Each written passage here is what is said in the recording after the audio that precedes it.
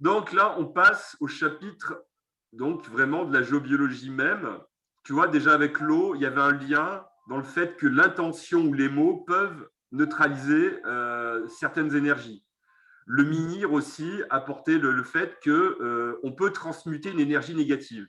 Tu vois, donc ça met déjà le fait que c'est possible. Oui. Donc, par exemple, là, on voit un arbre qui a dévié sûrement d'une énergie négative. Alors, quand c'est en pleine forêt, il y a très peu de chances que ce soit la faute de l'homme. Voilà. Du genre, par exemple, un jardinier qui va mettre un tuteur. Voilà. Là, donc, il y a de grandes chances que l'arbre ait cherché à fuir une énergie qui le perturbait, en sachant qu'il faut imaginer aussi les choses en 3D. Oui. Souvent, bah, on dessine des plans en 2D, mais il faut imaginer que ça peut bouger dans l'espace. Ah, certains phénomènes ne seront pas juste horizontales et verticales, quoi.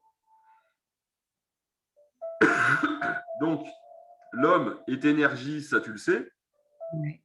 Donc forcément, des énergies subtiles vont perturber nos systèmes énergétiques, nos chakras, nos méridiens, tout un tas de choses.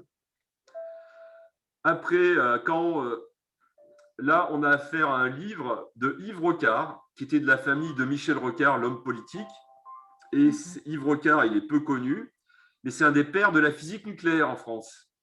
D'accord. Et il a eu le courage de s'intéresser et de faire une étude sur le pendule.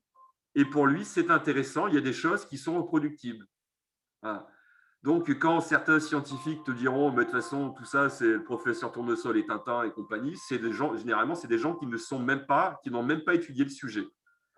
Donc, en tant que tout bon scientifique, quand tu n'as pas étudié le sujet, eh ben, tu dis, je ne peux pas me prononcer, point. Voilà. Parce que la science est encore pleine de préjugés, c'est vraiment pénible. Voilà. Oui, complètement. Alors, il y a tout un tas d'appareils pour détecter les pollutions électromagnétiques, parce qu'on va voir que malheureusement, il y en a de plus en plus.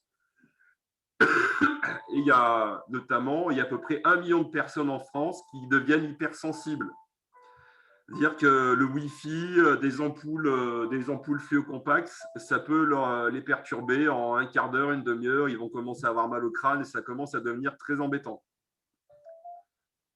Et D'accord. donc maintenant, bientôt avec l'arrivée de la 5G, ça ne va pas s'améliorer.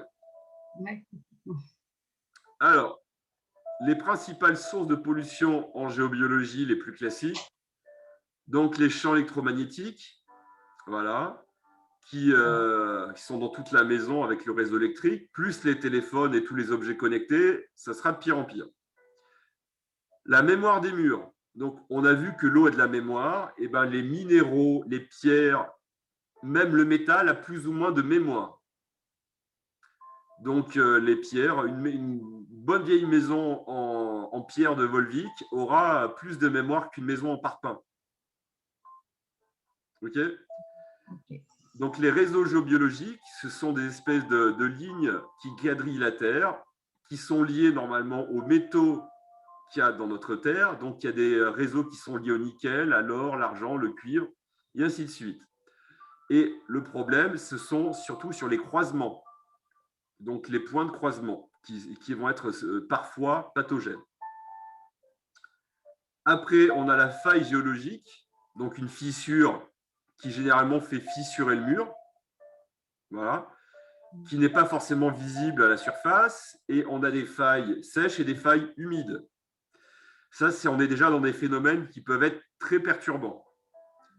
Après, la mémoire du sol, donc tu peux avoir une maison neuve construite sur un ancien cimetière, et ben ça ne va pas être terrible, voilà, même si la maison est neuve.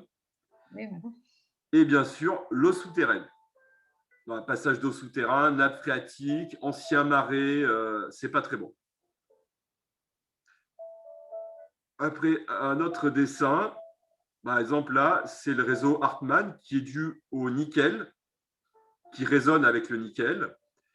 Et certaines végétations, ça ne va pas leur plaire. Par exemple, là, tu vois le passage d'eau.